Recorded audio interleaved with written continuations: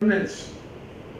You do worry about external security environment, but you cannot afford to ignore internal security, which is through technology and allied disciplines.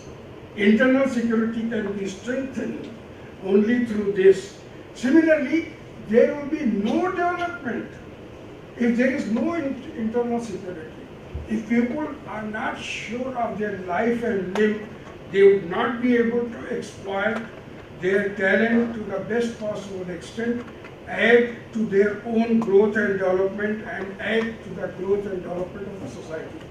So technology is very much part of these two, namely governance and development. Thank you.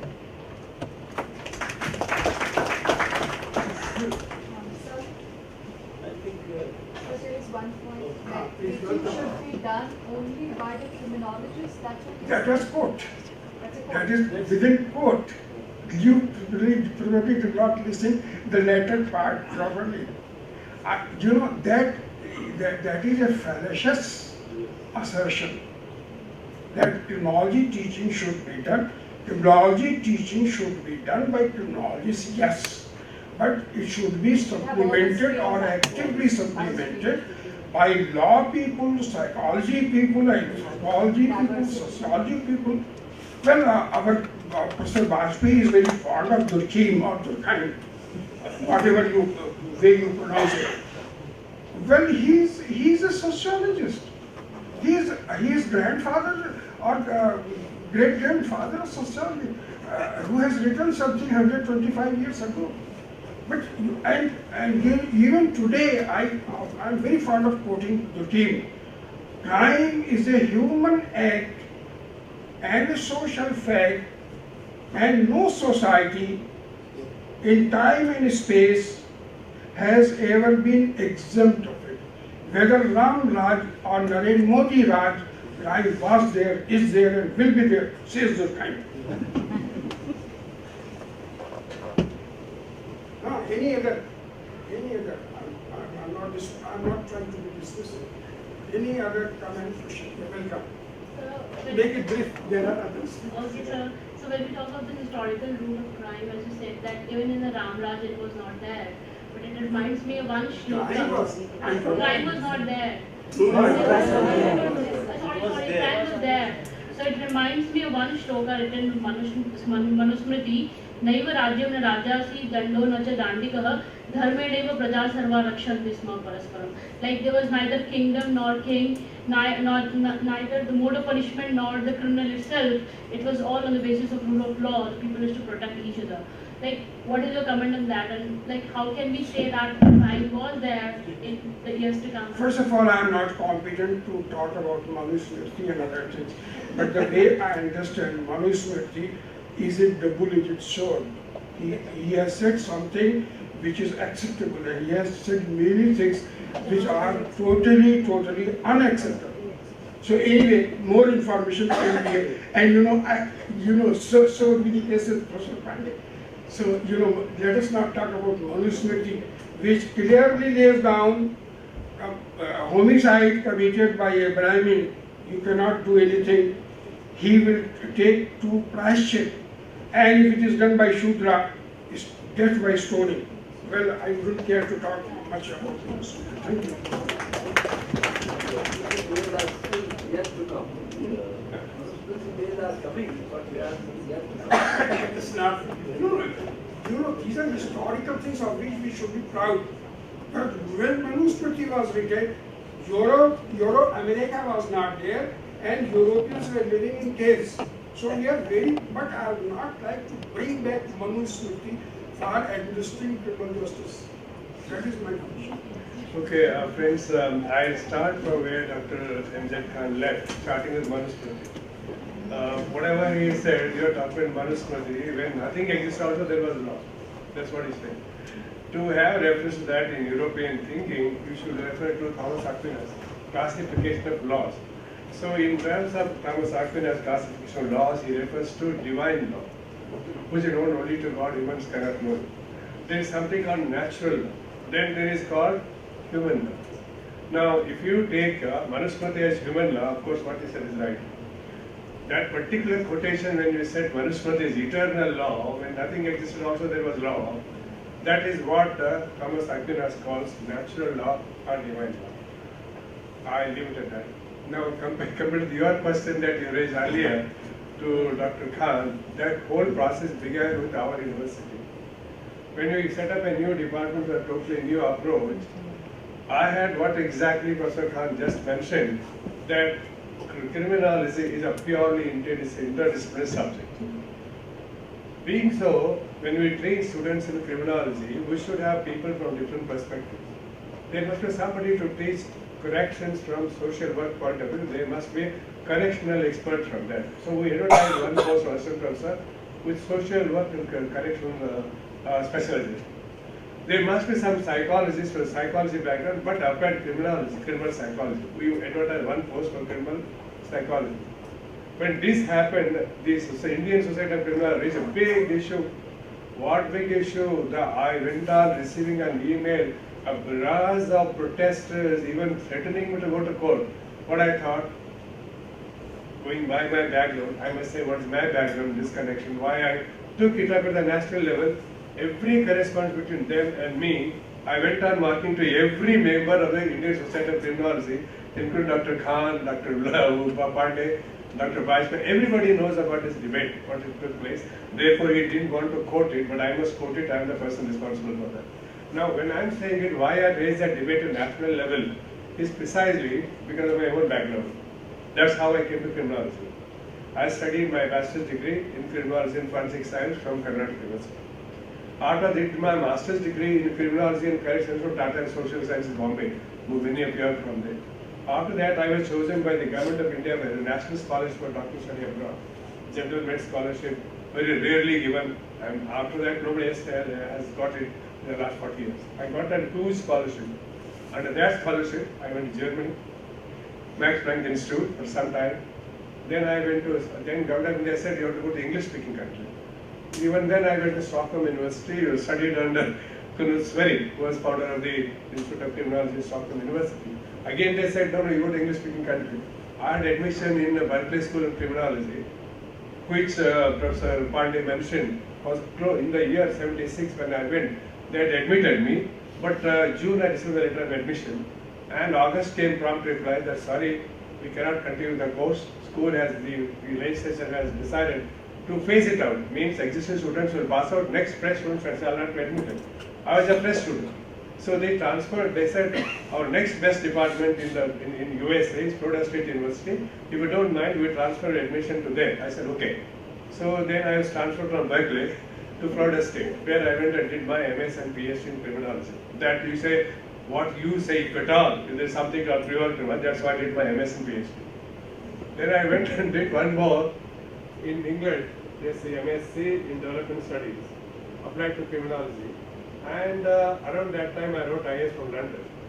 And I gave up entire criminology, joined IAS, served in IAS for 35 years, retired as Principal Secretary Home Department, which controls what Professor Khan just mentioned. You have entire police under your control, you have all the prisons under your control, you have the prosecution department under your control, fire, police, what all is the internal security comes under Home Department, which I headed. And around that time, I started feeling, having applied my criminology to what is happening in my home department, I felt that horrible things are happening in criminal justice. Only way to salvage it would be to create a brand new brand of professionals well qualified and trained in the subject. That's what I came to criminology. After retirement, from 1 year before retirement, I wanted VRS, but my government did not give me VRS. I was about to do that straight. Highest bureaucracy. So they gave me permission to teach in the university where we started this totally new course. This course is something unique in the country. I'm not taking credit for that. I will try to tell you. In the UGC pattern, you study criminology as one of the subjects in BA. We don't have UGC pattern.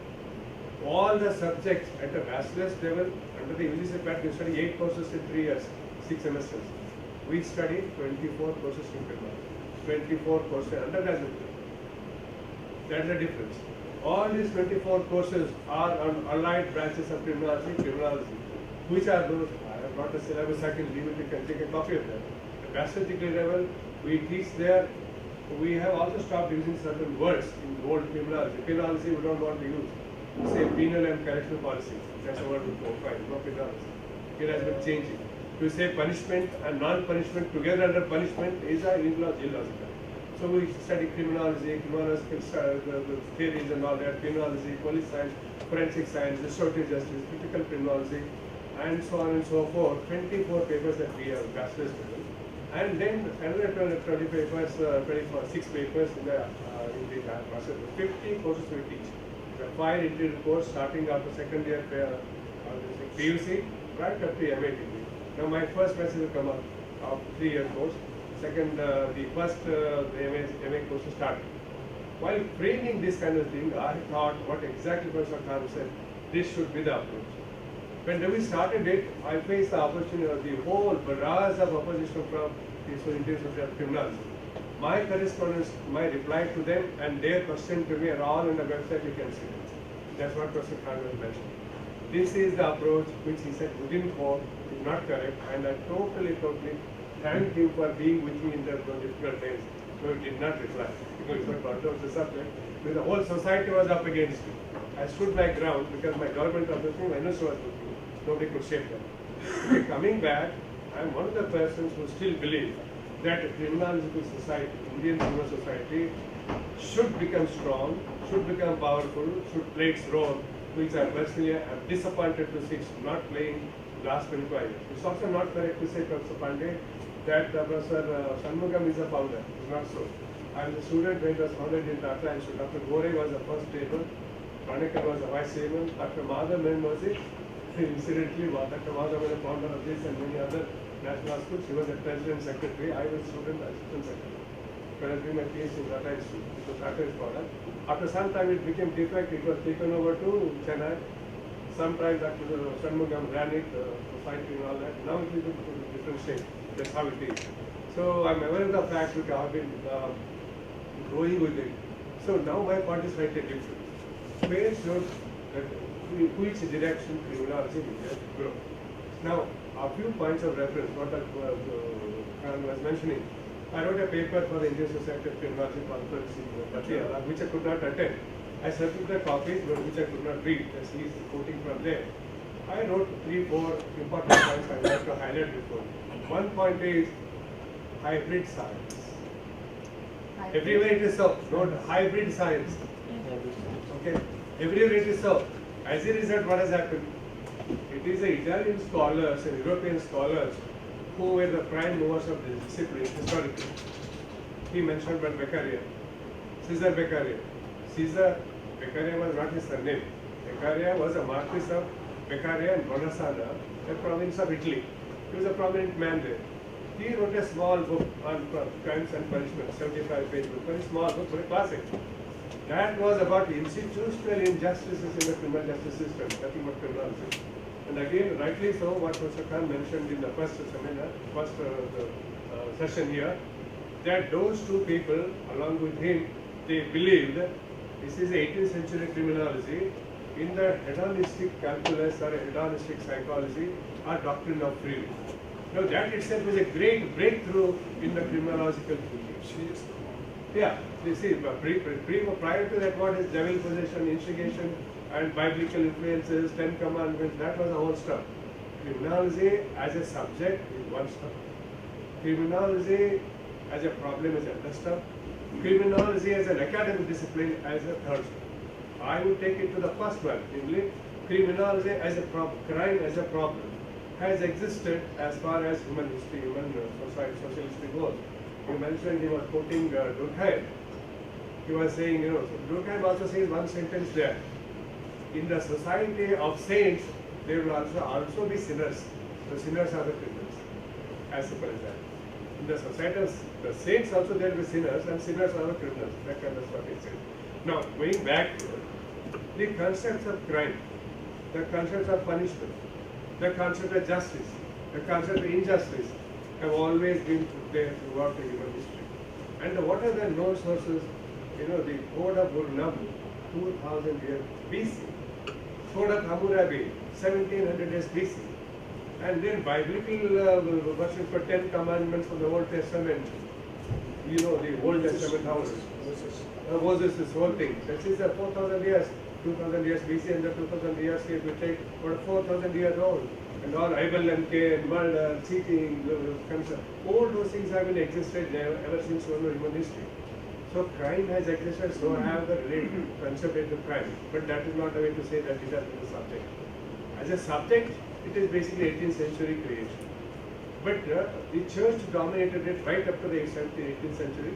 And 18th century was a major breakthrough, taking away religion from the state, separating the two, and then came rational thinking, Renaissance in Europe, and part of that came the thinking of Beccaria, subsequently Bentham, latter half of the 18th century. That is a rational, still a philosophy. I must say the positivist scientific criminology, which is divorced from law. I would like to state that particularly because I was speaking the law university. Beccaria, this gentleman, Lombroso, was a prison doctor. He studied some 3,000 prisoners in various jails of Italy. Beccaria was a jurist, but both are Caesar. First was Caesar Beccaria, second was Caesar Lombroso. Second was a doctor. He studied some 3,000 prisoners, some had 3,000 skulls and all that anyway. He was a prison doctor, but he did not worry about prison, police, all his definitions. His whole idea was criminal as a person is distinct from other persons, which Dr. Khan was saying, why others don't violate crime. That was the question before. When 90% of people don't violate crime, 10% violate, that means that 10% must be different. That was his way. So that still continues, unfortunately, today, the trend, not those born criminality theories. Now he also talked about policy. You know, what are the dimensions of policy here?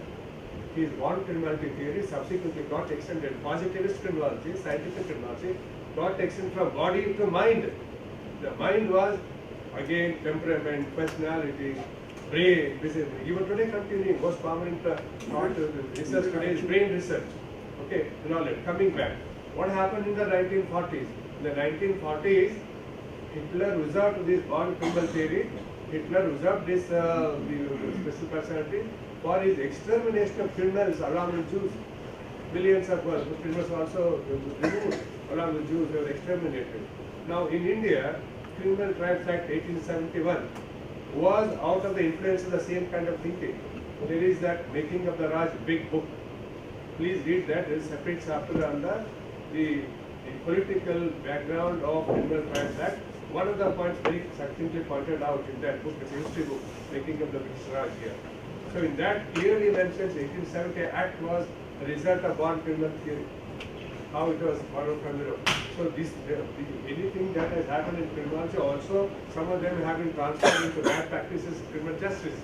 So these two examples are horrible. Passing the Criminal Trials Act in 1871 and a Nazi extermination of prisoners, another one. These are the straight outcomes of eugenics program and born criminality theories. Psychology also, psychological theories as well, personality, I think we thought about James Lange, so many people, I can quote hundreds of them, but it was story, schools of thought important. So where am I going to? Now in Europe, where criminology originated in Italy, even today in Italy, not even a single university has an independent department of criminology. So also in Spain. Spain has 10 departments. France, Sorbonne University offers diplomas and courses. All the universities, departments of criminology are sub-disciplines in the departments of law, psychology, anthropology, social, but not independent department. Anywhere in France, anywhere in Italy. Same thing, coming to Spain, they have criminal justice more than criminology. Coming to UK, oldest university is Teesside, and thereafter Cambridge, and today we have more than a dozen universities offering courses in criminology and criminal justice. Even the most famous Cambridge Institute, what are their courses even as of today? They have a master's degree in prison management, criminology and prison management. And their master's degree, criminology and police management. They don't have a third degree. And in the same Teesside University oldest course, they have degrees combined with other things, criminology and youth services, criminology and juvenile justice, again dealing with things, criminology and mercantile law, this is a big thing. So I'm happy Nirma, somebody from here, Nirma in university, they have a course like that. Curriculum development is linked to the teacher who is teaching. That's again. the teacher, how much he is or she is passionate about. What is the research priorities of that teacher? If Professor Bajpai is there, victimology. I'm not saying that he will not say about criminology, forensic science, victimology. If I am asked to, because of my training with the grassroots human rights groups, I focus more on citizens criminal law rather than the enemy criminal law or states' preoccupation with the criminal law. So these are all these, though, both two important factors in the teaching of criminology is number one, curriculum development, regular revision of this, and the teacher. And the third important, so I wanted all of you, I think please look at CDC 2001 is available in the UGC website. And I wanted to glance through some of these very interesting work they have done. Because I advise all my colleagues, before you design, look at the standard or whatever has been done by the Curriculum Development Committee in 1990s and 2001. 2001 is available, 1990s is not available on the website, but it's a complete, I think some revision they have done. But the master classic work is Professor Upendra Bagchi's CDC. Okay. Then the Bar Council of India now started working out. Bar Council of India again has done some work in the curriculum development in 2009, 2010, and now they are put up for revision. You can look at, that's where they are suggesting the law colleges should have a criminology. So before I move to the curriculum development, I'll just further elaborate what I said, the autonomy which the teacher has in construction of the curriculum. In the law universities, when we give or allot the subject for the individual teacher, teacher can come out with their own curriculum. And in fact, we encourage the teacher to design based on the CDC, current development, and particularly law, we give more emphasis on the case law. That is necessary and it is important. It will enrich your teaching of the criminology. I am very fond of the Premchand versus Paniwala, Premchand versus Union of India, the judgment given by Justice Krishna here, which he narrates in a case of where somebody who was selling water in the Delhi main streets, and how slowly the police started using him as a stock witness, and one point of time when he has become a chota neta ban gaya tha, then he refused to go as a stock witness to the court, and then he has been sent out of the Delhi under the Commissioner of the Police, under the Delhi Police Act and others. If there is a suspected antisocial or a dangerous element, you can ban the entry of that person. He challenged it in the Supreme Court and he has produced more than 700 summons. And read Justice Krishna here what he said. Now onwards, police should keep a watch not only on the criminal, but the person, those who are becoming neo-rich. The whole privilege class deviance that Professor B.V. Pandey has said, which is a one special course in the CDC in the 1990s, the whole class of the dimension has changed, looking at not just a traditional conventional criminology, and but also the privilege class. So you could look at Nandini Sundar case. Look at how the Supreme Court in the Nandini Sundar explains about how the Chhattisgarh state has started using created a vigilante group to deal with the Naxalites in the Chhattisgarh and the adjoining areas. Nandini Sundar as a sociologist brought the whole issue. Look at read Justice Sudhanshan Reddy's judgment. So curriculum development as a law, that's our bias. The criminology, social work, we leave it to you if you want, but that will enrich your discussion. Okay. And in the curriculum development, in fact, we primarily focus on read the original text. Students, at least the teachers have to read the original text. If you want, you can modify or you can give a synopsis of that. Okay, so that's where I would say this is the case law. Then look at the Law Commission of India reports. Look at several of these. When you are teaching criminology, you should look at Justice Krishna Iyer, Justice Bhagavati report, Justice Krishna Iyer report, National Expert Committee on Women Prisoners, and then several of these, the Government of India reports, Law Commission of India reports, and several of these interventions made by the human rights groups in India, whether it's the PUCL, whether it's the PODR, the whole rate of issues which are coming up. In the curriculum development, I would like to, that's where the construction of your course. This is your course. In fact, that is where the teacher in the law school is very passionate. I have designed this course. I have the complete freedom. And then share with us experts and you can get. The second important in the curriculum development is the thematic priorities and emphasis. That's again, there's a bias will be there. Everybody carries nobody is apolitical.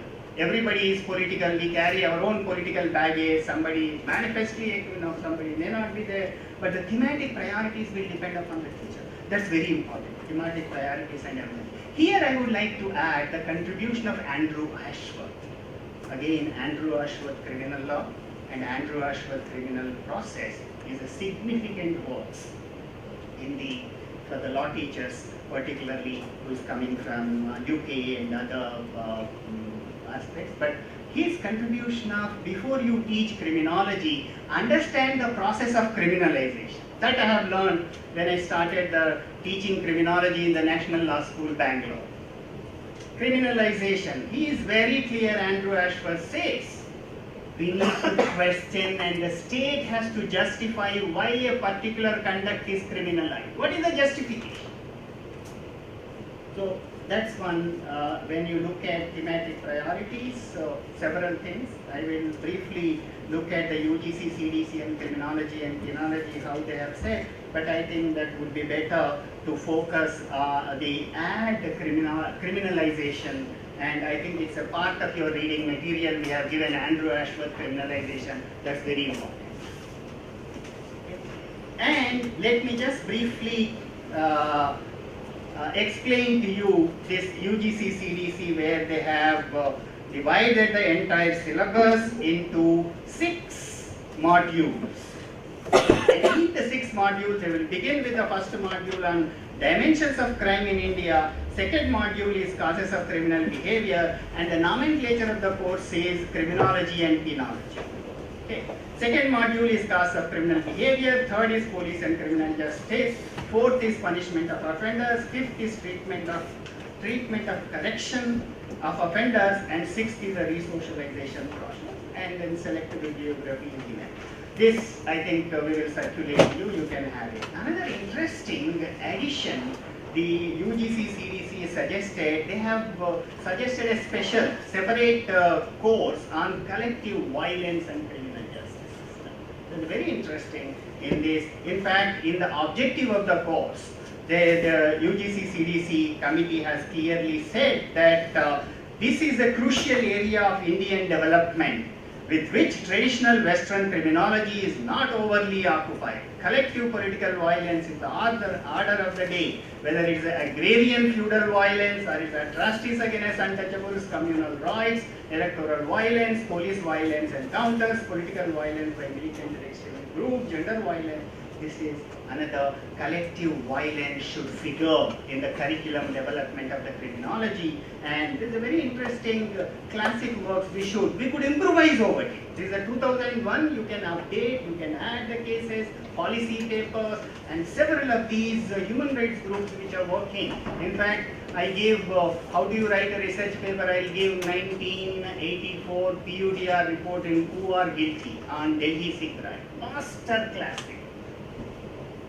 That's part of some of these reading materials in the collective violence. So you could have a variety of materials which are available. So I'll come back to that. In the curriculum development, thematic priorities and emphasis is very important. Second is the use of case materials and other pedagogical resources. We need to use. In fact, in the Bangalore Law School and even in the NLU Delhi, when we teach, we have a seminar course here. It's not a compulsory course. In the law schools there are compulsory courses, there are seminar courses, there are clinical courses. In the Bangalore Law School, when I have taught the criminology course, we used to have a compulsory course, and later it was changed into seminar course. We used to have in the Bangalore Law School a course on white collar crimes, and in the criminology course, we used to have a field visits to the police station, forensic and others, and we do this even part of the criminal procedure course in the Bangalore Law School. Here in the NLU Delhi, we have criminology and forensic science, and this is the seminar course for the 4th and 5th year. Professor Bajpai and myself will be here teaching this course, and we have made this course into as a part of a partly criminal. We have said practical activities. We have clearly mentioned in that course visit to police stations, visit to correctional institutions, visit to prosecution department, visit to prison, visit to forensic lab, visit to CBI and others also. So these are some of these. I thought I'll share with you the use of case materials and other pedagogical resources are very important. And I'll close with having your more feedback or interactions or how you will use it. I'll end with only one important issue in the construction of the curriculum development is we need to look at we need to bring several of these grassroots realities into the teaching. There's several important research works. Rather than in academic institutions, we have several of these professional NGOs have been coming out with their reports and then research into this. And if you look at particularly in the international level, there's an increasing importance on criminal justice research. Because as Professor Khan has pointed out, if you look at whether the important funding agencies, whether it's the Ford Foundation, whether it's the DFID, whether you look at any of the funding agencies, for the last 10 to 15 years, they're increasingly giving funding into the criminal justice agencies, whether it's the police, whether it's the prosecution, whether it's an access to justice, whether it is other areas, because they have realized that governance reforms are important, but only this is being given under the rubric of security state. I would like to look at the same time when we are looking at the risk-free society and the security state, we also have to look at what is the citizen criminal law, citizen-friendly criminal law. So I look forward to your suggestions and comments.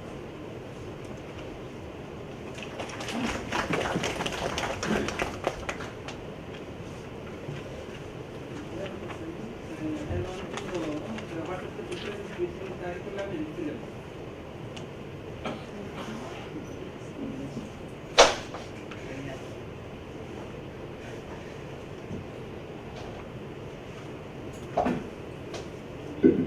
I am also not sure. I don't know whether I'll answer properly your question. Okay. But for me, syllabus is curriculum is a broad rubric. In fact, we call it the course outline. We call in the law schools. That is the nomenclature. Curriculum is a broad umbrella. Under that, syllabus is a different modules. I don't know. Somebody may correct me. But they are interchangeably. They have been using. Yes. Actually, what he's saying is correct. Curriculum something like it may be within the classroom, outside the classroom. So whole gamut of curricular activities is covered under this rubric. Syllabi may be more focused. Maybe syllabi for the classroom work, mural work, or extra.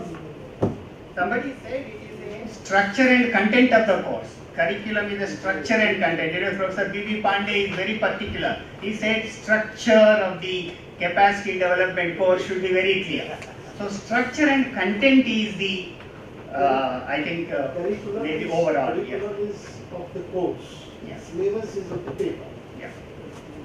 Paper. When we say use syllabus, well, it is applicable to the syllabus. We also use the term syllabi, meaning the very And curriculum is for the whole course. It includes various activities other than the textual. Macro and micro. Macro and micro, yes. Exactly. any other question. Syllabus is, yes. Yeah. Yeah. Sir, I would like to respond to the statement of the S. Chowdhury. He said that I have found that many people are not employed. And many people are not employed. Many people are not employed, those who are employed. Yeah. So I feel that in future years you will find that no one is employed. Yeah, because of the reason that in the recent years the UGC has applied the API. I found that many teachers who are newcomers at least, they are after this research publications, writing books, whether they are worth reading or not.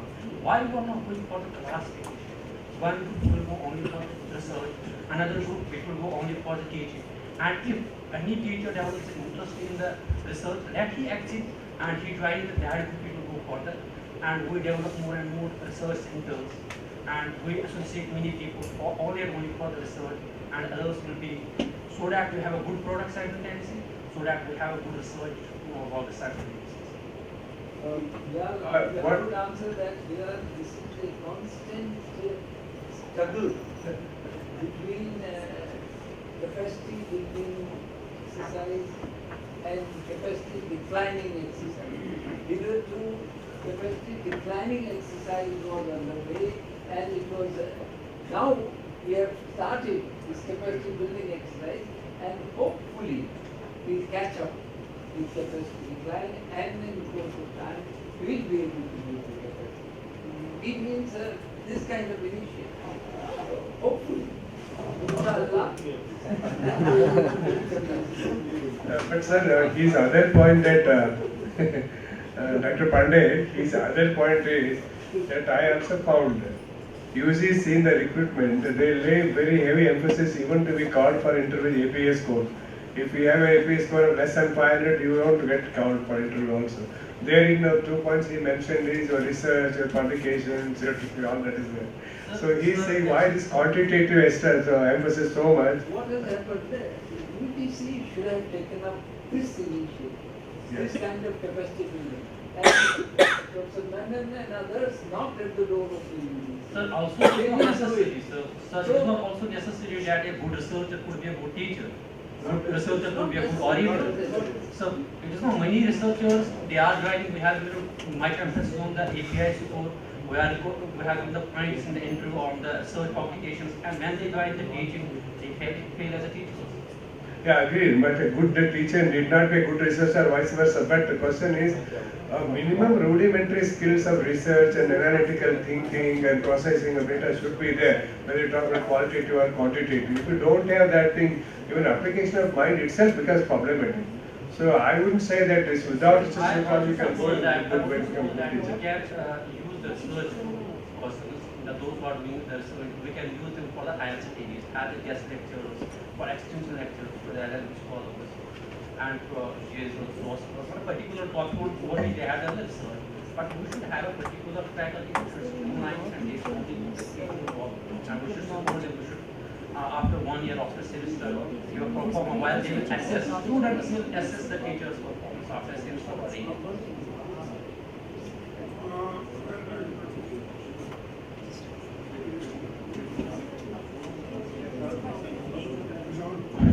Please. Well, I would like to supplement what Mr. Damdar was saying, that as far as employability of the graduates, the normal graduates is concerned, well, we are acutely aware of the shortcomings, and these shortcomings are not necessarily on one point. There are several points which have to be, I have tried to list out when I say curriculum development or standard publication, then practicum. So, and that I should have also mentioned faculty development. So, so many things need to be done,